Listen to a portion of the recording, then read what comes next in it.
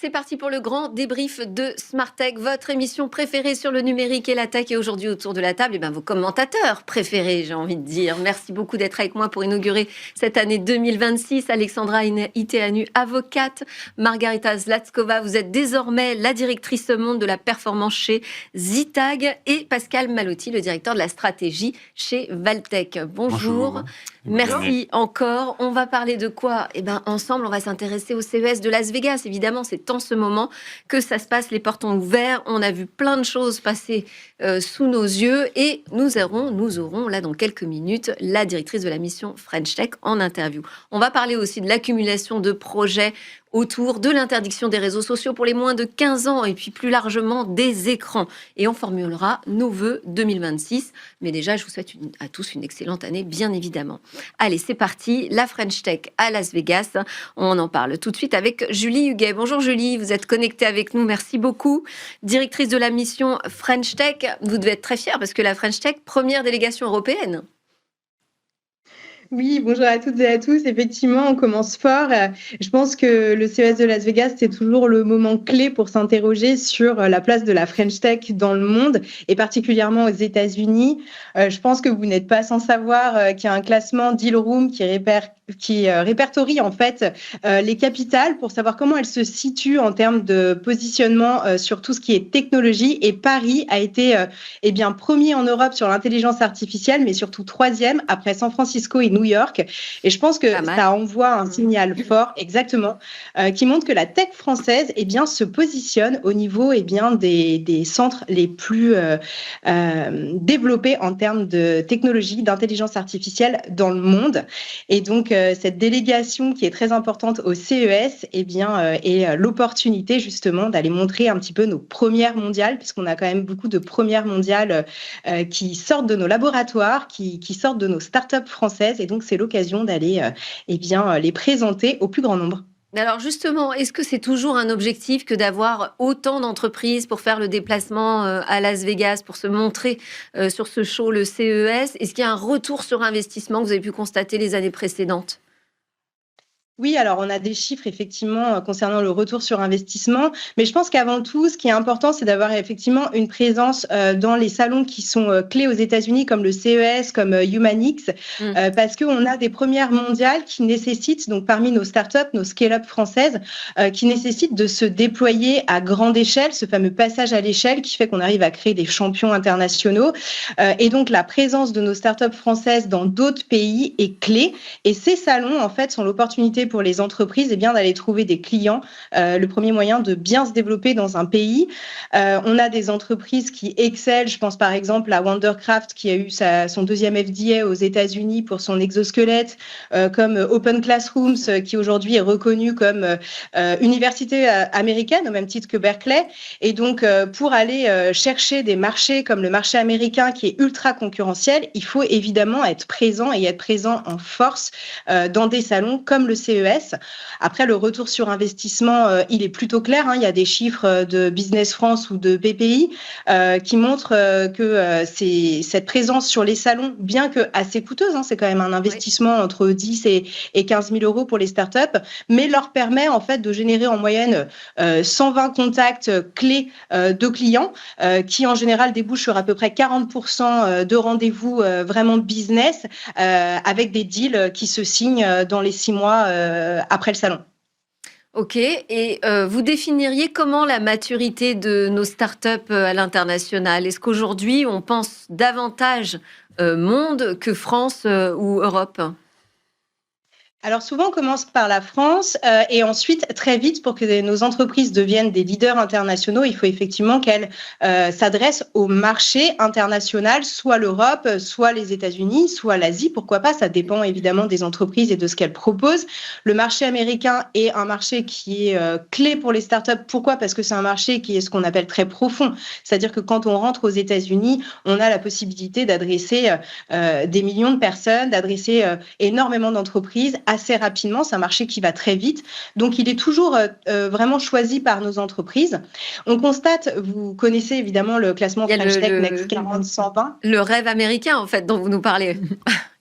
Oui, qui c'est le rêve continue. américain. En fait, c'est un moyen de se développer. On sait qu'il y a un facteur qui est clé pour le développement des entreprises technologiques, c'est la rapidité. Il faut aller vite. Donc, Ouais. quand on a un marché qui est très grand, l'avantage, c'est qu'on peut aller très vite dans son déploiement commercial. Donc, les États-Unis sont évidemment un marché qui est clé. On a le sommet de l'intelligence artificielle en Inde le mois prochain. Ça va être aussi un temps fort important parce que le marché indien est également un marché très gros, très profond. Donc, nos entreprises françaises, elles vont essayer effectivement d'aller se développer sur ces marchés. Dans le classement Next 40-120, on constate que, en gros, 93% des 120 entreprises technologiques, donc les plus avancées de France, ont déjà une présence à l'international et réalisent presque 35% de leur chiffre d'affaires dans d'autres pays que la France. Donc, c'est vraiment un facteur clé de réussite pour nos entreprises. Et aujourd'hui, ce qu'on sait, c'est qu'on a 18 000 startups en France, mais ce sont des entreprises qui sont de plus en plus matures, même sur les territoires, donc qui génèrent du chiffre d'affaires, qui sont de plus en plus rentables, qui génèrent en tout 450 000 emplois. Et donc, ces entreprises, par rapport à la French Tech d'il y a 10 ans, elles sont évidemment beaucoup plus prêtes pour aller adresser d'autres marchés que le marché français et exporter leurs services et leurs biens. Vous êtes d'accord avec ça? Il faut aller au CES de Las Vegas quand on est une start-up française aujourd'hui. Cette visibilité, elle est importante toujours? Essentiel. Pascal? Et je pense que ça a très bien été dit par Julie. Alors, si je ne me trompe pas, il y a 150 startups cette année. À peu C'est la près. première délégation européenne. Presque, ouais. La dernière fois, je suis allé à la foire La Farfouille électronique à Vegas. Il y en avait 300. Donc, je pense que c'est vraiment un bon signe. Ça veut dire qu'on envoyait avant des rookies faire un voyage de découverte. Déjà l'année dernière, ça avait commencé, à baisser. Revu à la baisse. Donc, on envoyait des rookies faire un stage de découverte à Vegas. Et maintenant, on envoie des vétérans conquérir des marchés. Ça, je pense que c'est vraiment très positif. Ouais. D'ailleurs, c'est une question que je voulais vous poser aussi, Julie. Sur quels critères vous les sélectionnez? Est-ce qu'il y a des secteurs stratégiques qu'on a davantage envie de mettre en avant aujourd'hui en France? Oui, alors en fait, après, tout dépend du salon dans lequel on se rend. Sur le CES, on a des secteurs particulièrement clés qui ressortent comme l'intelligence artificielle, évidemment, tout ce qui va être agent, robotique humanoïde, donc sont à l'ordre du jour. On va avoir tout ce qui est santé. On a WeThings, par exemple, qui est bien représenté. On va avoir tout ce qui est mobilité autour de nouvelles formes de véhicules. On a Renault, par exemple, et Software République qui mettent en avant des partenariats. On a tout ce qui va être Smart City, cybersécurité. Donc ça, c'est vraiment de toute façon des forces de la France. On a des entreprises dans tous ces secteurs qui sont bien avancées, mais c'est vraiment la tendance du CES cette année. Et je rebondis sur ce que vous venez de dire juste avant, mais 80% des startups françaises qui sont au CES cette année, en fait, ont déjà fait le CES les autres années. Donc, on voit une vraie maturité, une vraie expérience des entreprises qui sont présentes et qui savent comment tirer profit de l'événement. Et d'ailleurs, on a une start-up française qui a gagné le prix Best of Innovation Award. C'est Bienedis, une start-up qui vient d'Auvergne, qui protège les cultures contre les intempéries. Donc, c'est un prix qui est très difficile à avoir. Donc, la French Tech a déjà commencé à briller au CES de Las Vegas. Donc, confirmation, ouais, Pascal, que ça y est, on commence à envoyer des seniors presque dans le monde des startups. Une question peut-être pour Julie avant qu'on la libère, Margarita, Alexandra, ou un commentaire? Non, pas merci beaucoup. Moi, je trouve aussi intéressant ce fait d'avoir des vétérans, comme disait Pascal, le fait qu'on ait des sociétés qui connaissent. Parce qu'un salon, ça se rentabilise parfois sur plusieurs années et c'est important d'y aller préparer et de ne pas y aller juste pour regarder ou pour voir ce qui se passe, mais réellement arriver avec une proposition de valeur qui peut apporter du business. Je trouve ça, cette D'ailleurs, on salue Alain Staron, qui vient Oui. souvent dans le débrief et qui est en ce moment à Las Vegas. Mais enfin, là, il doit dormir en ce moment, surtout. On lui souhaite un bon salon. Merci beaucoup, Julie Higuet. Je rappelle, vous êtes la directrice de la mission French Tech. Merci d'avoir ouvert cette saison 2026 avec nous pour nous parler du CES de Las Vegas.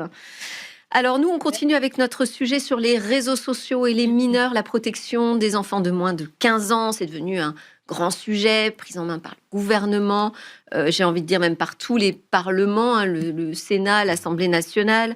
Donc on a une proposition de loi qui a été déposée par la députée Laure Miller, qui était la rapporteure de la commission sur les effets négatifs des réseaux sociaux, en particulier les effets psychologiques de TikTok sur les mineurs. Du coup, voilà, elle enchaîne avec cette proposition de texte gouvernemental dont on devrait débattre à l'Assemblée bien en début d'année, incessamment sous peu, ce mois de janvier a priori, pour une mise en application dès la rentrée scolaire 2026. Alors, je voulais savoir ce que vous pensiez de ces initiatives, parce que j'ai envie de dire quand même, les textes là autour de la majorité, autour des écrans, on en a énormément. On n'attend que des applications finalement. Oui.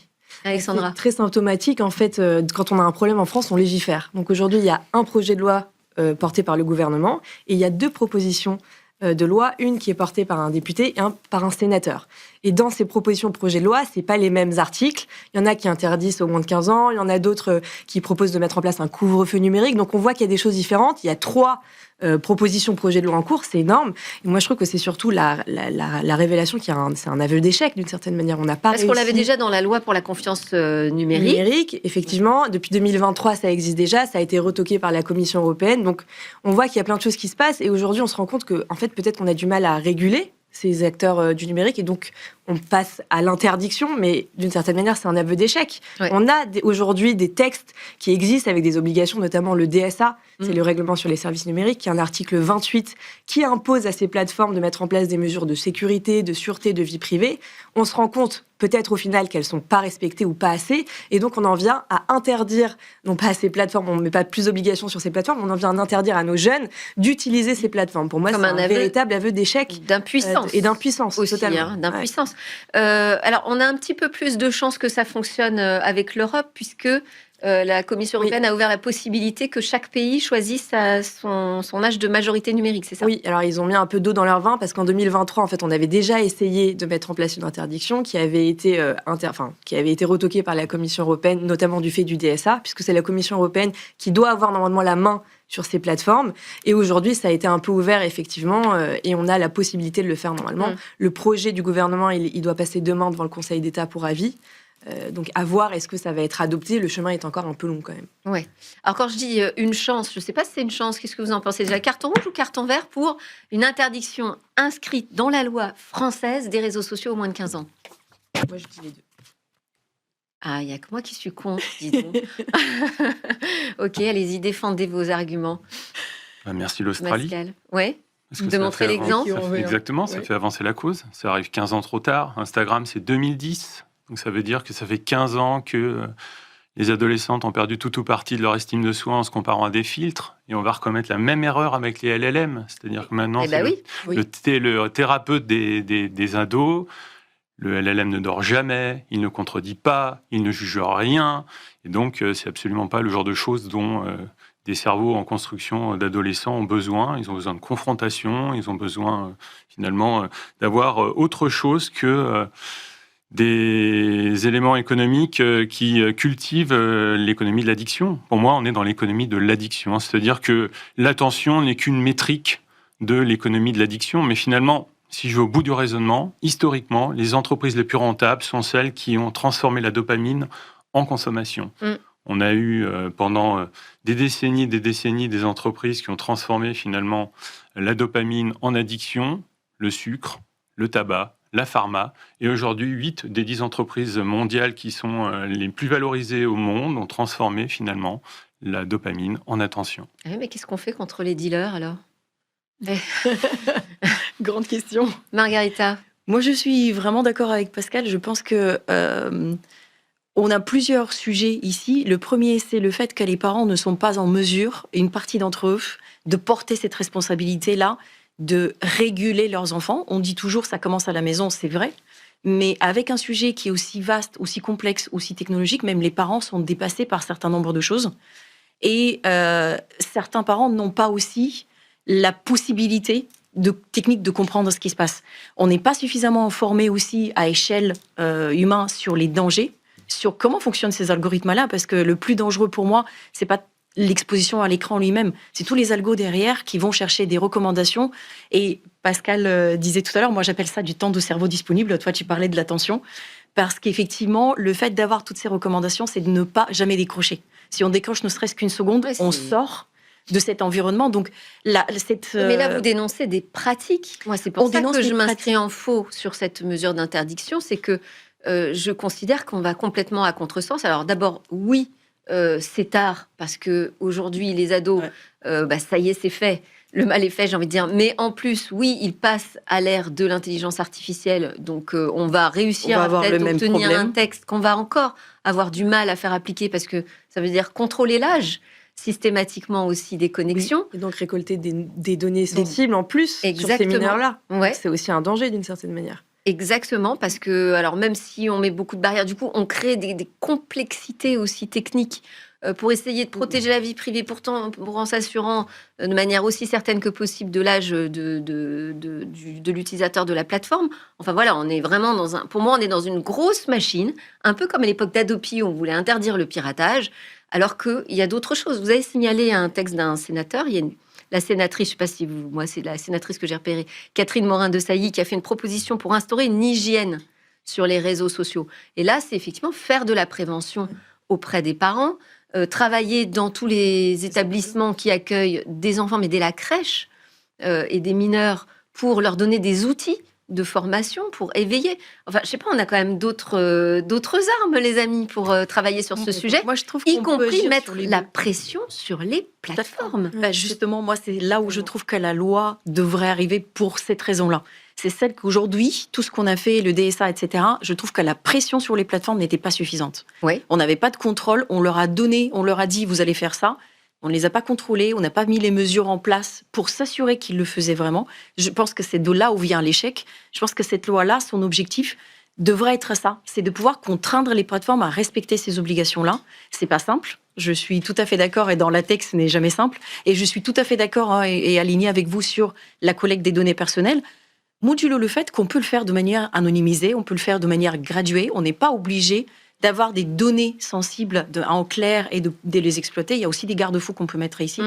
Et moi, je pense que je suis pour cette loi, pour cet objectif-là, qui est d'abord de faire comprendre aussi à la société, parce que malheureusement, on vit dans une société où quand c'est interdit, il ne faut pas le faire. C'est de la pédagogie. Non, moi je pense qu'il faut un mode hybride qui est, oui, on a l'interdiction, mais on a aussi beaucoup de pédagogie, accompagner les parents, accompagner les enfants. Aujourd'hui, à l'école, même une grande partie des professeurs ne sont pas accompagnés pour eux accompagner les enfants. Exactement. Et donc, eux ne peuvent pas transmettre le savoir nécessaire. Pascal. Non, mais je suis d'accord sur la pédagogie, sans problème, sur la prévention, sans problème, sauf qu'il faut protéger nos adolescents. Et ça, il y a trop de moyens de contournement où ça échappera de toute façon, leurs comportements échapperont aux parents, à la réglementation, à la loi. Donc l'interdiction, et oui, mettre la pression sur ces plateformes. Mais après, on sait que c'est pas uniforme. Ce qui se passe aux États-Unis ou en Chine. Et proposons aussi peut-être autre chose, d'autres modèles. Voilà, soyons peut-être aussi. C'est un problème systémique en fait. Sur ce qu'on offre aux ados, à ce qu'ils ont envie de consommer, de consulter. Ouais. Moi, je pense que de toute façon, une interdiction, elle sera détournée par les ados, comme toutes les interdictions qui existent. C'est quand même une question de santé publique aujourd'hui. Oui. Et la formation, elle ne doit pas être que sur les enfants, elle doit être sur les parents, puisque les adolescents reproduisent ce que font les parents. Donc, au-delà des enfants, les petits enfants, c'est ça. Aussi, effectivement, il faudra vraiment. Mais une interdiction pure, je suis d'accord avec vous, elle sera forcément détournée. On sait qu'il y a les VPN aujourd'hui ou des choses comme ça. Moi, je suis plutôt d'accord avec Delphine. Il faut proposer des contenus et des réseaux qui sont adaptés à nos jeunes aujourd'hui. Et c'est le sens du DSA, c'est de proposer des contenus et des choses qui sont adaptés à nos jeunes, en ne mettant pas de publicité ciblée, par exemple, ou des choses comme ça. Donc, en fait, faisons appliquer la loi d'une certaine manière. Le problème, c'est scroller sur des vidéos très sympas, sur des contenus chouettes, et tout ça, sans créer des addictions. Arrêter le scroll infini, empêcher l'autoplay, mais bon, ce sont des limitations. Et après, quel sera le modèle économique si on commence à empêcher la publicité ciblée de ces plateformes? Elles ne vivent que de ce modèle économique. OpenAI va sûrement vivre de ce modèle économique. Donc, on a une vraie tension quand même entre c'est peut-être ce modèle économique qu'il faut interdire, Pascal. Ou repenser en tout cas. Moi, je suis très favorable à des modèles par abonnement, et c'est pour ça que je suis dans l'écosystème d'Apple, personnellement, très simplement, parce que je veux que ma donnée personnelle soit protégée, et je ne veux pas être le jambon dans le... Mais si je fais le parallèle avec Adopi, c'est quand est arrivée vraiment une offre légale avec des abonnements intéressants. Totalement. Que ça a été complètement, d'une certaine manière, abandonné. Aujourd'hui, on n'entend plus parler d'Adopi, quoi. Donc, Oui, Encore un petit peu. ça existe encore. On va pas dire que ça n'a pas disparu, mais c'est vrai que ça a été totalement réduit. Oui, sauf qu'on a créé un monde où il y a la gratuité et les adolescents, ils sont très attachés aussi. C'est ça le problème, c'est que ces plateformes sont asymétriques dans leur modèle économique. C'est les entreprises qui payent pour acheter de l'espace, ou d'ailleurs plutôt des audiences, des cibles. Tout à fait, Et donc, c'est gratuit pour l'utilisateur. Pourquoi on L'utilisateur l'explique n'acceptera jamais de payer sur ces Il y a plateformes. des parents qui mettent entre les mains de leurs petits-enfants des sites par abonnement parce qu'ils sont en confiance. Et puis peut-être qu'il faut expliquer aux jeunes que quand c'est gratuit, on est le produit, des choses comme ça, l'économie de l'attention. Je pense que c'est des choses que très jeunes, on peut expliquer aux enfants qu'ils sont manipulés, etc. Je pense que ça doit vraiment faire partie de l'éducation. Ça doit être limite D'accord. cours à partir de la primaire, en fait. Les enfants sont très intelligents, ils peuvent très bien comprendre quand on leur explique. Je pense qu'il y a une vraie opacité sur ces choses-là. Ils n'ont pas envie d'être des jambons non plus. On est d'accord, mais ces plateformes ont aussi une telle massification dans les usages qu'elles ne maîtrisent plus rien. Elles ont tenté, elles ont dépensé Moi, je suis pas d'accord avec ça, de dire que la technique est la limite pour ne pas être imposée. C'est la réalité. Moi, je pense que la loi, c'est aussi une occasion de les bousculer dans leur modèle, justement, dans leur business model. Aussi, de bousculer un peu les annonceurs qui ont tellement l'habitude d'aller chercher les jeunes sur ces plateformes et qui puissent externaliser leurs investissements aussi sur des contenus éditoriaux parce qu'ils existent. Là où effectivement, moi, je suis un peu plus nuancée, c'est qu'il n'y a pas que les plateformes, les réseaux sociaux et ces plateformes-là qui proposent du contenu aux jeunes. C'est juste qu'elles sont tellement faciles à consommer et tellement addictives que les jeunes ne vont pas chez les autres. Ouais. Donc le fait de leur interdire ces plateformes ou de les détourner de ces plateformes-là, aussi. elles faut les faire connaître. Et la plupart sont payantes, à l'instar d'un Bayam, par exemple, de Bayard Jeunesse, à l'instar de tout ce qu'a fait Fleurus. Ils sont tous payants. Les parents, première chose, c'est tiens YouTube, tiens les réseaux sociaux, TikTok, parce que c'est beaucoup plus simple. Et alors, il faut prendre un abonnement. On a aussi cette dichotomie où il faut obliger les plateformes aussi à avoir un abonnement payant pour les jeunes, comme l'ont les autres contenus éditoriaux. Et dans ce cas-là, on joue sur un même niveau. Pourquoi pas et on peut imposer une transparence des algorithmes, Pascal. Exactement. Je n'y crois pas un seul instant. Moi, je n'y crois pas non plus. Je n'y crois pas un seul instant. C'est l'IP, c'est la propriété intellectuelle de ces plateformes. C'est pas normal, on a des objets dangereux. On est d'accord. On doit leur demander, on doit exiger cette transparence. On est d'accord. Il y a des obligations de transparence dans l'AI Act aujourd'hui. Alors, on sait qu'elles ont été très nuancées au moment de la rédaction du texte, justement parce qu'il y avait le secret des affaires qui a été soulevé par ces grandes plateformes-là. Mais quand c'est des questions d'ordre public, de santé publique, je pense que ça va au-delà de ces problématiques. On n'ouvrira jamais le capot. On ouvrira d'autant plus moins le capot aujourd'hui que les LLM eux-mêmes sont des boîtes noires et qu'on ne sait pas ce qui s'y passe. Donc, on ne comprend pas toujours. Et tout ce qu'on développe avec l'IA, on n'y comprend pas vraiment comment l'IA agit. Moi, je pense que vous êtes trop fataliste. C'est trop tard. Non, mais on est d'accord. Hein. Je crois à un avenir brillant. TikTok, c'est du fentanyl. Il n'y a pas de débat là-dessus. Est-ce que vous avez un vœu pour 2026, Pascal Ah oui, moi j'ai un vœu, oui. Il est différent, mais... Lequel ? Ça fait très longtemps qu'on en parle et j'espère qu'Apple va enfin sortir son smartphone pliable. Ok. Voilà. Sans pliure visible, avec une charnière en métal liquide. Finalement, ça fait 7 ans que Samsung essuie les plâtres. Ce qui veut dire aussi que parfois... Moi, j'ai testé chez Motorola. C'est bluffant, c'est pratique, tout ça, c'est intéressant. Ah, c'est une niche de marché. Je ne sais même pas si cette niche mérite d'exister. Mais on va voir l'innovation côté Apple. En fait, je pense qu'être le premier, c'est pas toujours bon. On essuie les plâtres. Arriver le dernier permet parfois de capturer le marché. Ça vaut peut-être pour OpenAI, qui sera peut-être le nouveau Netscape de la génération de tech de cette année. Et donc, finalement, moi, mon vœu, c'est de ne pas toujours se dire qu'on doit être le premier, mais de décider d'être le meilleur. Parce qu'en général, quand Apple arrive sur un marché, c'est que le produit est prêt. Excellent. Margarita, un vœu pour 2026 ? Moi, j'ai un vœu vraiment très pieux. Je pense que Pascal va me dire que ça ne marchera pas comme ça. Et je suis d'accord avec lui, mais c'est pour ça que ça reste un vœu. Déjà, vous n'y croyez pas à votre vœu. J'y crois, mais je crois qu'il faut donner un peu d'impulsion pour que ça se passe. Moi, mon vœu, c'est qu'on s'arrête un petit moment au niveau de la tech, qu'on prenne une petite pause, une bouffée d'air. Parce que, d'accord avec Pascal, tout le monde veut être le premier. Tout le monde veut lancer le nouveau miracle qui sort, des films de science-fiction, des livres de science-fiction, les robots qui tournent dans tous les sens, l'IA qui communique, qui est humaine, qui partage la vie. Mais je trouve qu'on ne se pose pas assez, comme on le fait souvent dans la tech, pour réfléchir des vraies répercussions à long terme. À court terme, c'est smart, c'est intelligent, c'est rigolo, c'est bien. On parlait juste avant l'émission des robots domestiques, on aimerait bien en avoir un qui nous soulage au quotidien.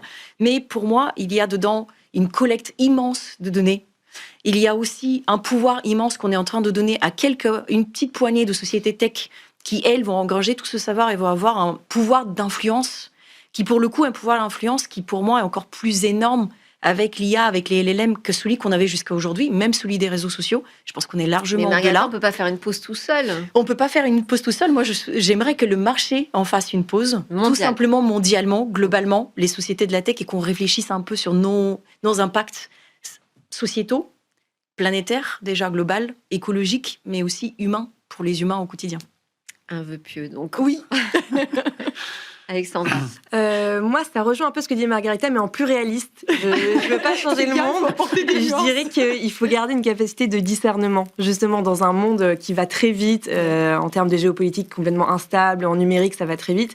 Ça rejoint un peu ce que vous dites, mais je pense que c'est pas au monde de s'arrêter, c'est à nous de nous poser, donner du sens à tout ça, réglementer, mais de manière raisonnée, en comprenant les mécaniques de l'humain, etc., et de comprendre qu'on est effectivement dans une société où il y a la captation de l'attention, etc., et comment est-ce qu'on réagit face à ça, comment est-ce qu'on nous protège, comment on protège nos enfants. Voilà. C'est-à-dire que ce sujet soit pris peut-être un petit peu plus avec un peu plus de hauteur. Et au sérieux aussi par les décideurs de politique publique. Oui, totalement. Ouais, mais avec peut-être une pédagogie chez les politiques aussi. Pour l'instant, c'est la manière dont les politiques s'en emparent, c'est tout le temps quand c'est négatif. Ouais. En fait, c'est quand le numérique devient une catastrophe en fait pour la société. Ce serait intéressant de voir aussi le potentiel. Ça, c'est mon vœu, moi, 2026, de regarder ce que nous, en France, en Europe, on est capable de produire dans la tech, comment on peut sortir peut-être de certains écosystèmes de GAFAM en trouvant son bonheur dans des choses qui se font en Europe ou en France, y compris dans les smartphones. On a des alternatives aujourd'hui dans tous les domaines, sur tous les logiciels, toutes les plateformes, tous les matériels. Pardon, c'est le début d'année. Qui existent aujourd'hui en France, en Europe, et j'aimerais que ce soit beaucoup plus visible et porté par tout le monde. Voilà pour mon vœu. Il nous reste 1 minute, juste pour conclure, sur la tendance qui vous a semblé vraiment chouette et que vous voyez émerger un peu là en ce moment. C'est au CES de Las Vegas que ça se passe, mais on sait bien que c'est des tendances un peu plus long terme. Margarita, vous avez évoqué la robotique. La robotique, oui, effectivement, domestique. Moi, j'étais assez impressionnée. Donc l'électroménager un peu plus intelligent, quoi. Pas tellement, plutôt ces humanoïdes qui sont capables de faire des mouvements quand même assez libres, assez fluides, que je trouve assez impressionnant. Et par le fait d'avoir effectivement entendu un des présentateurs d'une des entreprises qui disait on n'a pas besoin de respecter les mouvements humains et on peut aller bien au-delà pour faire de l'efficacité. Donc j'ai trouvé ça assez intéressant. Et là aussi, la robotique, il faut qu'on accélère, nous, en Europe, là-dessus. Pascal, juste rapidement. L'IA qui est plus simplement une fonctionnalité supplémentaire et qui devient le principe de conception du produit. Très bien. Alexandra ? La santé connectée, qui était plutôt pas mal présente, avec notamment, on a des champions français comme la balance connectée, etc., qui va être vraiment, à mon avis, qui va apporter beaucoup de choses. Merci beaucoup à tous les trois d'avoir ouvert ce Smart Tech et cette année 2026 ensemble. Encore meilleurs vœux à tous, à vous qui nous regardez avec grande fidélité. C'était le grand débrief de la tech de Smart Tech. On se retrouve dès lundi prochain sur la chaîne Be Smart. À très bientôt.